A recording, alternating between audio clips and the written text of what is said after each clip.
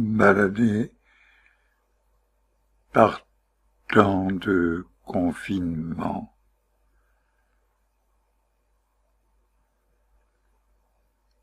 Marelle délaissée,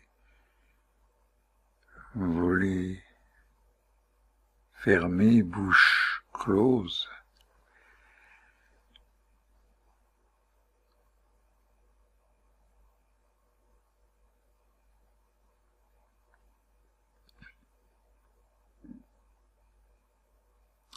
Personne ou tous cachés, tous réfugiés,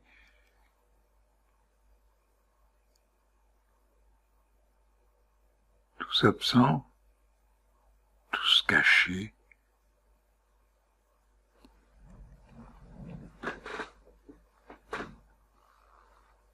En fait, vous êtes tout près, je le sens. Vous êtes enfermé ou vous avez oublié quelque chose. Tiens, vous êtes là, vous. Et vous? Et vous?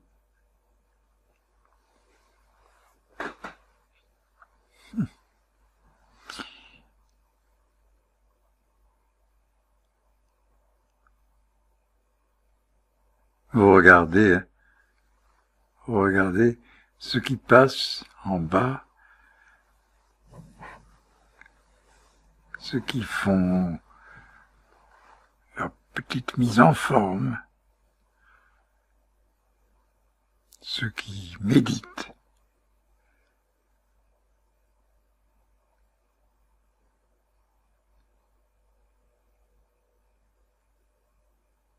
Ce qui reste, ce qui se perd ou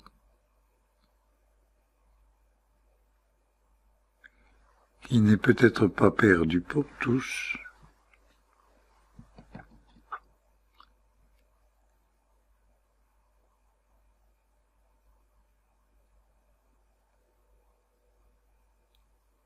Qu'est-ce qui raconte le confinement?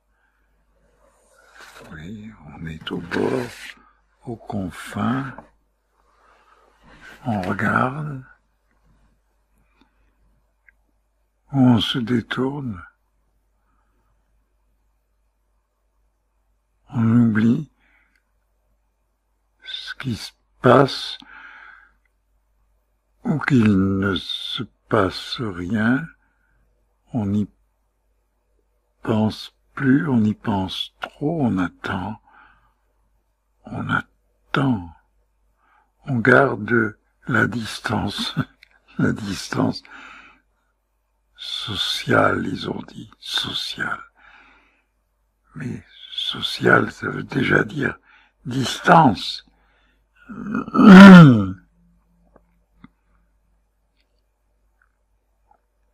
Social, ça veut dire qu'il faut s'assembler, qu'il faut mettre les gens dans un paquet.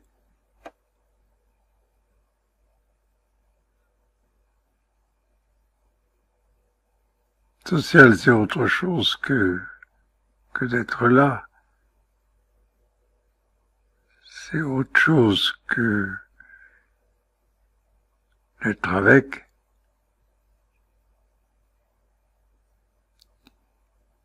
Pas social, c'est pas de l'être, c'est une catégorie. C'est pour faire sérieux. Et une manière aussi de pas dire politique qui est un peu gênant.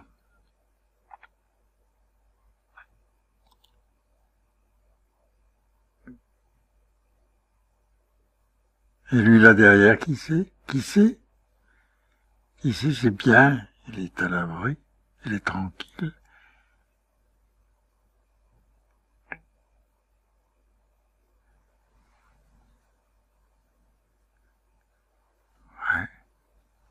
Il est tranquille. Qui est tranquille? Personne n'est tranquille, tout le monde est inquiet. Qu'est-ce qui se passe? Qu'est-ce qui se passe?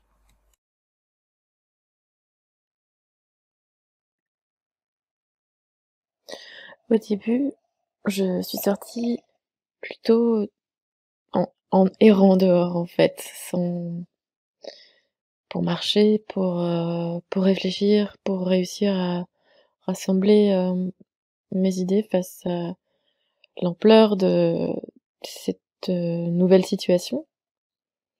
Et puis après, je suis sortie toujours avec mon appareil photo et j'ai commencé à photographier plutôt par terre, les personnes, qui dorment dehors, les objets laissés parce que la ville était, très sale. Enfin, il y avait beaucoup de choses beaucoup d'objets qui n'étaient pas nettoyés, qui n'étaient pas emportés. Et, et je crois aussi que le fait de photographier la ville vide me rassurait, en fait. Euh, Parce que c'était vraiment l'idée enfin, c'était même pas forcément me rassurer, mais c'était un peu le cliché que je cherchais, qu'on cherchait. Enfin, je sais pas, en tout cas, je voulais constater ce vide, en fait, dehors. Et puis, une ville aussi grande que Paris, elle est jamais totalement vide. Et j'aurais aimé d'ailleurs pouvoir photographier ce qui se passait, enfin les ambulances. Enfin, j'aurais aimé pouvoir aller un peu au front, voir ce qui se passait pour de vrai, c'est-à-dire euh, pas ne pas cette vie de quartier confinée. Mais j'ai pas de carte de presse, j'ai pas de légitimité pour faire ça, et donc du coup j'ai pas cherché non plus à faire ça. Et je suis restée dans ce rôle qui était entre guillemets le mien, c'est-à-dire de personne confinée chez soi. Et donc j'ai comme j'habite à l'ombre, j'avais besoin de soleil et j'ai cherché, je suis sortie donc tous les jours pour chercher ce soleil. Et puis j'ai levé les yeux en fait, euh, et j'ai vu qu'il y avait plein de gens au balcon, plein de gens, des personnes qui étaient chez elles, évidemment au-delà de mes propres voisins que je vois depuis ma fenêtre. Et j'avais repéré d'ailleurs certains immeubles qui ont donc celui avec cette jeune femme qui prend le soleil presque nue à sa fenêtre. Son Cet immeuble a un taux d'ensoleillement incroyable en fait. Il est situé au-dessus de la poste et je l'avais remarqué pour ça. D'ailleurs, je suis repassée plusieurs fois là intentionnellement en me disant c'est sûr qu'il y aura forcément quelqu'un qui va profiter du soleil à cet endroit-là. Et au plus je continuais à photographier ces gens à leurs fenêtres, au plus la disparité entre les balcons et sous les immeubles et les gens qui dorment dans la rue et l'angoisse en fait de d'être dehors me évidemment me sautait à la figure. Et je prenais plaisir à regarder ces choses qui me paraissaient incongrues, ou drôles, gracieuses, euh, cette espèce de miroir en fait de nous que nous tournent les autres à la fenêtre. Et puis en même temps, évidemment, cette sensation que en fait on pouvait pas faire grand chose pour euh, pour les personnes qui elles n'avaient pas d'intérieur. Et Et évidemment, on se questionne sur ce besoin qu'on a d'être tous ensemble et sur ces exclusions qu'on produit quand on n'appartient pas au même cercle, quand on n'appartient pas à ceux qui peuvent justement profiter de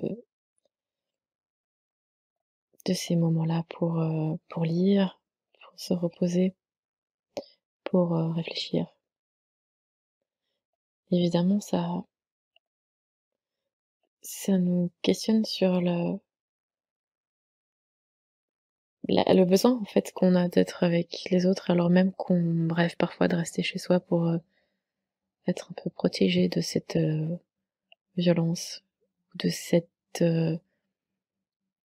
difficulté éventuelle qu'on peut avoir à être ensemble.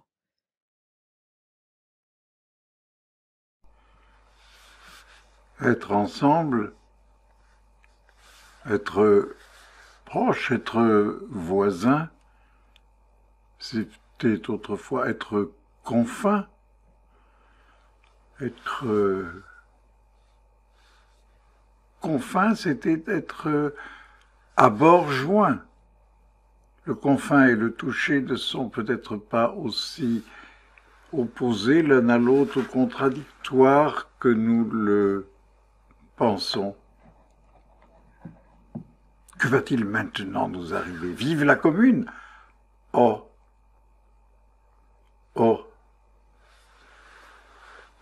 Ce vieux cri depuis longtemps, toujours sur nos murs, oui. Allons-nous faire venir quelque chose après?